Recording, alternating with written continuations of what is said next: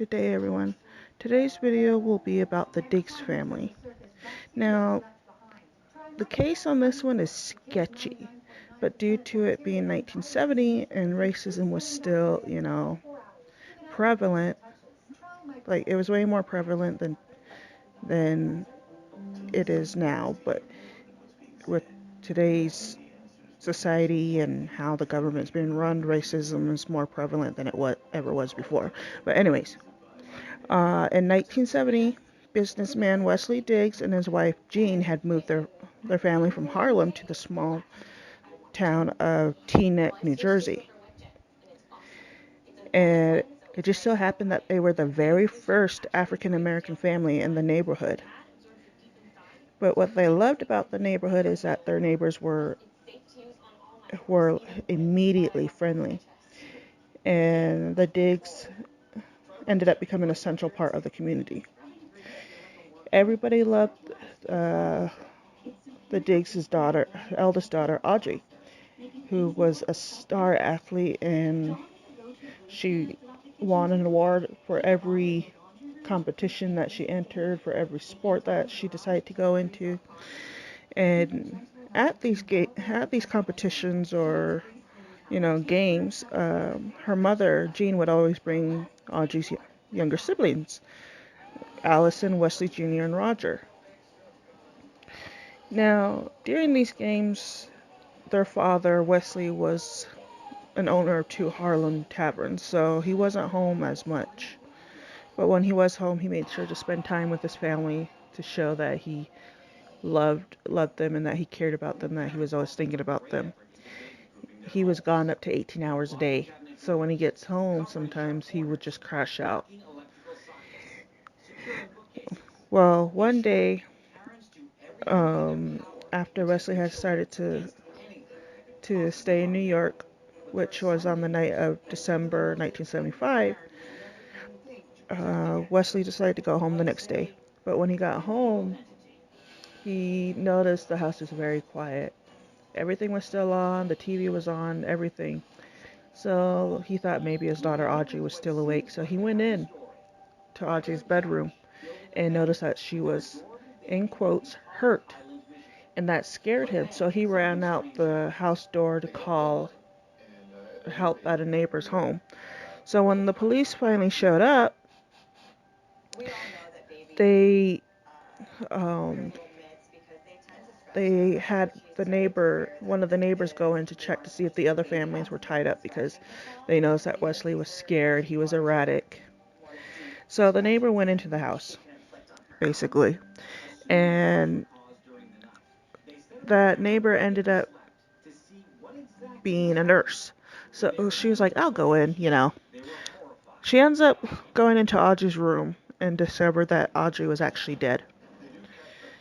So when she runs out to tell the police decide to take it into their own hands, just in case the intruder was still there. So they go running in, and they end up finding the bodies of the other family members. Jean was found in the basement.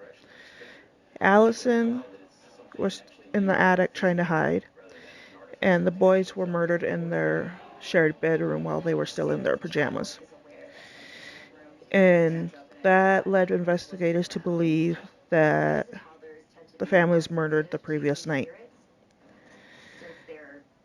Well, investigators immediately thought that Wesley had wronged someone, and they had followed him home during the previous weeks to find out where he lived to get revenge.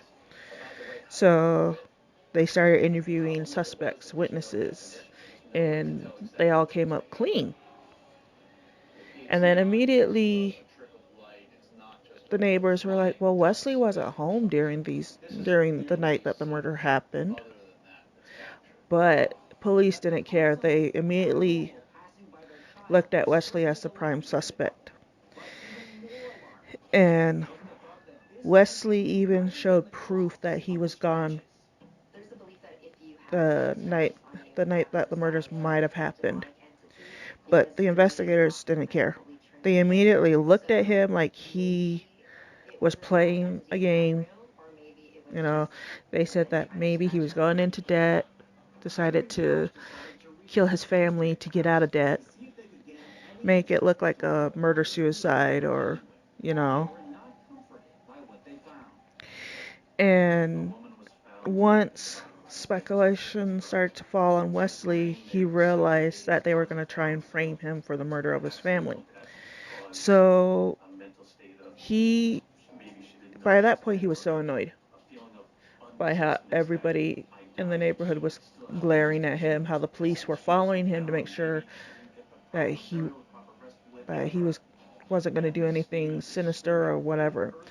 So when the press came to Wesley's house, he immediately said outright that he wants the FBI involved because he does not like the fact that the investigators are going to try and blame him for the murder of his family. But his request for the FBI was denied. The investigators made sure of that. And to that, to the day, or the, for years after that, Wesley kept trying to find out who killed his family. The man immediately went crazy trying to figure out who found his home, who found his address, who murdered his family. But he ended up dying in 1985 not knowing who murdered his family. And still in 1985, police still had him under surveillance because they seriously thought that Wesley murdered his family. But if you look at it, if the police were still following him to that very day that Wesley died, it seemed more like racial profiling than it did as a investigation to a murder case. Because like I said, up until the 1970s, racism was more prevalent then compared to today's racism, which is getting more just about there due to how the government and how people are treating each other. But I could be wrong, so don't just attack me. But anyways, that is the case of the Diggs family.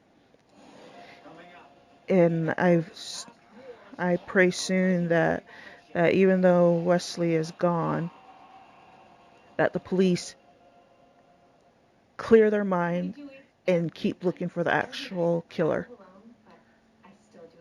Because this family needs justice. Wesley needs justice.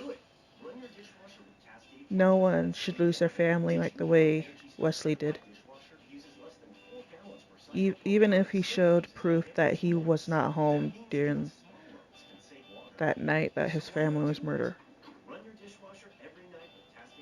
Which, to tell you, I think Wesley is innocent. But I'll leave it to you guys. Until then, I hope you guys are staying safe, staying inside, staying warm. And don't forget, if you do go out, wear a mask. And help others, whether they're homeless or a family that does have a house but are having trouble. So have a good day and good night.